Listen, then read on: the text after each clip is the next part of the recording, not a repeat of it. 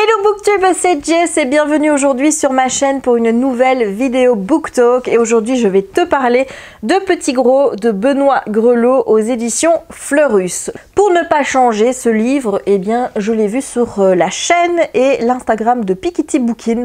Voilà, Stéphanie, quand je te dis que c'est une dealeuse professionnelle chez moi, voilà, tu vois, je ne te mens pas. J'ai forcément été séduite par le sujet du livre, donc qui va traiter de la grossophobie.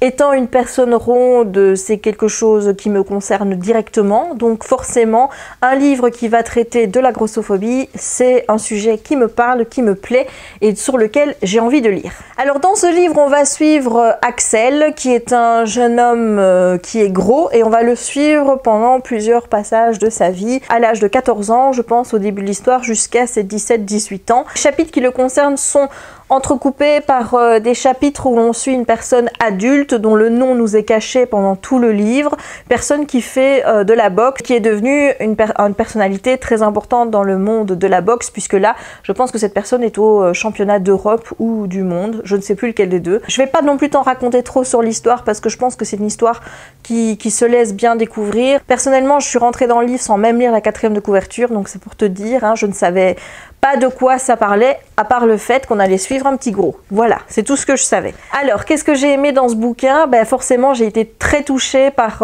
l'aspect harcèlement, les moqueries qui étaient jetées à la tête d'Axel parce qu'il était gros.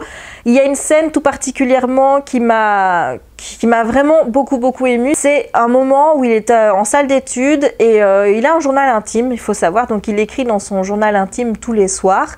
Et là, il voulait écrire quelque chose, un poème, et donc il avait fait ça sur une page vierge détachable, une page volante, on va dire, pour la mettre plus tard dans son carnet. Et quelqu'un va lui voler cette page et commencer à la lire. Et honnêtement, c'est quelque chose qui m'a vraiment rappelé mon histoire, mon passé, parce que à un moment donné, je crois que c'était en quatrième rénové. Donc, alors pour t'y retrouver dans notre système belge, hein, sache que nous, on a 6 années de primaire et puis après 6 années de rénové. Donc à l'âge de 11-12 ans, on commence le cycle rénové 1, 2, 3, 4, 5, 6.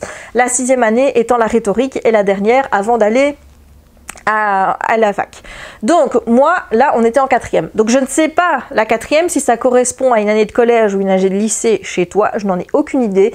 Mais voilà, ça peut te donner un petit peu un ordre d'idée pour que tu me dises en commentaire à quelle année ça correspond dans votre système français, collège, lycée. Et donc ça m'a rappelé cet épisode de 4e rénové où moi j'avais écrit un poème à mon prof d'histoire, parce que j'étais folle amoureuse de mon prof d'histoire à l'époque. C'était une des seules personnes, j'avais l'impression, dans mon école qui me comprenait et qui était gentille avec moi. Donc forcément, voilà, par effet, je suis tombée un petit peu amoureuse de mon prof d'histoire et j'avais écrit un poème. J'avais même pris des noms de personnages historiques qu'on avait étudiés pour les mettre dans le poème, qui se terminait en « je vous aime », un truc comme ça. Je crois que j'aime bien tendre la perche aux autres, en fait, hein. J'ai montré ce poème à une fille que je considérais comme une de mes amies. Voilà. Et elle a rigolé quand elle a lu mon poème. C'était pas les faire chercher, hein. Et au lieu de me le rendre gentiment, elle l'a donné au mec qui me harcelait le plus. Mais qu'est-ce qu'il a fait? Il a commencé à montrer le truc à tout le monde. Ils ont été faire des photocopies pour le mettre dans toute l'école. C'est un des épisodes les plus traumatisants de ma vie à l'école, hein, alors que je suis quand même responsable. Si je n'avais pas montré ce poème à cette personne, ça ne serait pas arrivé, mais honnêtement, je ne pensais pas qu'elle allait le donner. Donc forcément, ce livre m'a vraiment ramené à cet épisode de ma scolarité qui m'a vraiment blessée, et forcément, voilà, j'ai éprouvé de la sympathie pour le personnage d'Alex à ce moment-là. J'ai aussi aimé tous les thèmes qui étaient abordés par l'auteur à travers ce récit, à savoir la grossophobie, mais aussi les autres discriminations, le harcèlement scolaire, le fait de vivre un deuil en étant jeune, les conséquences psychologiques que parfois on peut vivre après la période scolaire si on a été harcelé, etc. Tout ça, ce sont des sujets qui sont vraiment très bien expliqués dans le roman. Donc rien que pour ça, je recommande vraiment de le lire. Ce que j'ai également beaucoup aimé, c'est qu'il y a des passages du journal intime d'Axel dedans. Donc l'histoire est racontée la plupart du temps à la troisième personne, mais les passages du journal d'Axel, c'est à la première personne et j'ai aimé rentrer dans sa petite intimité, de lire les pages de son journal intime. J'ai trouvé que ça, voilà, que ça donnait un petit côté attachant au personnage, alors que je dois te le dire, c'est vrai, je ne me suis pas vraiment accroché au personnage, mais je t'expliquerai pourquoi après.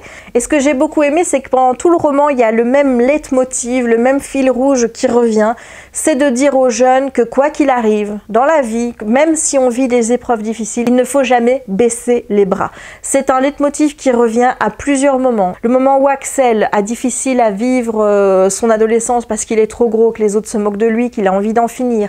Au moment où ils vont vivre une épreuve difficile avec son frère et le moment où son frère tout seul va vivre aussi une épreuve très difficile, à chacun de ces moments difficiles, le message qui revient, c'est ne jamais baisser les bras quoi qu'il arrive.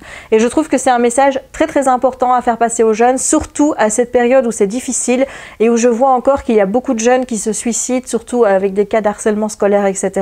Même si le harcèlement scolaire en fait partie du livre, mais c'est pas le sujet principal. J'ai trouvé que c'était très très important d'avoir ce genre de livre avec un message aussi fort, aussi positif, ne jamais baisser les bras.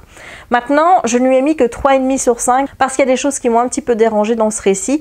Ben, la première, c'est que voilà, j'ai pas vraiment réussi à m'attacher au personnage. Alors oui, j'ai éprouvé de la sympathie pour Alex, j'aimais les moments où on était avec lui dans son journal intime, ça clairement, mais sinon c'est vrai que j'ai eu beaucoup de mal et ça c'est à cause de l'écriture, je pense. C'est vraiment l'écriture qui est responsable parce que autant je n'aime pas un livre comme À la place du cœur là, où je te disais que je n'aimais pas qu'il y ait des grossièretés ou quoi que ce soit, mais alors un langage un peu soutenu pour des ados, j'ai un petit peu de mal aussi parce que je n'arrive pas à me projeter sur le fait que des ados pourraient parler comme ça. Et là clairement les deux, donc que ce soit Tony son frère ou lui, avaient une façon de parler qui ne sonnait pas juste pour des adolescents et donc forcément ça m'a empêché de rentrer dans le bouquin. Alors il y a un côté un petit peu prévisible aussi, c'est comme je t'ai dit dans le résumé, il y a une partie où on suit une personne à l'âge adulte qui fait de la boxe et on nous cache le nom de cette personne pendant toute la durée du livre puisque vraiment à la toute fin c'est là qu'on sait qui est la personne qu'on suit. J'ai eu des moments de doute où je me suis dit non, ça pourrait être cette personne-là. Mais grosso modo, à 99%, j'étais sûre de la personne dont on me parlait. Et donc, il y avait un petit côté prévisible, mais vraiment très prévisible à l'intrigue. Et de fait, ça m'a un petit peu... Voilà, comment te dire?